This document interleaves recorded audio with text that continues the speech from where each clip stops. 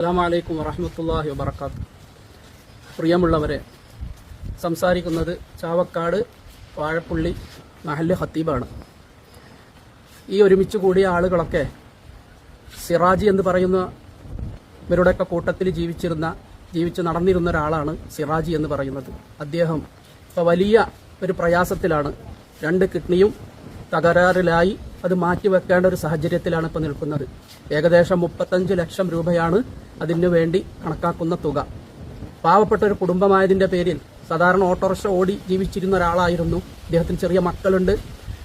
ഈ വ്യക്തിയെ നിങ്ങൾ അള്ളാഹുവിനെയും റസൂലിനെയും വിചാരിച്ച് ജാതി മത ഭേദമന്യേ എല്ലാവരും അദ്ദേഹത്തിനു വേണ്ടി നിങ്ങളാൽ കഴിയുന്നൊരു സഹായം അദ്ദേഹത്തിന് ചെയ്തു കൊടുക്കണമെന്ന് എല്ലാ മുഅ്മിനീങ്ങളെയും ഇതര സമുദായത്തിലുള്ള എല്ലാ ആളുകളോടും താഴ്മയോടുകൂടെ അപേക്ഷിക്കുകയാണ്. ഒരു ജീവന്റെ വില.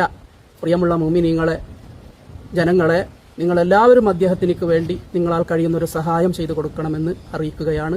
അസ്സലാമു അലൈക്കും വറഹ്മത്തുള്ളാഹി വബറകാതുഹു.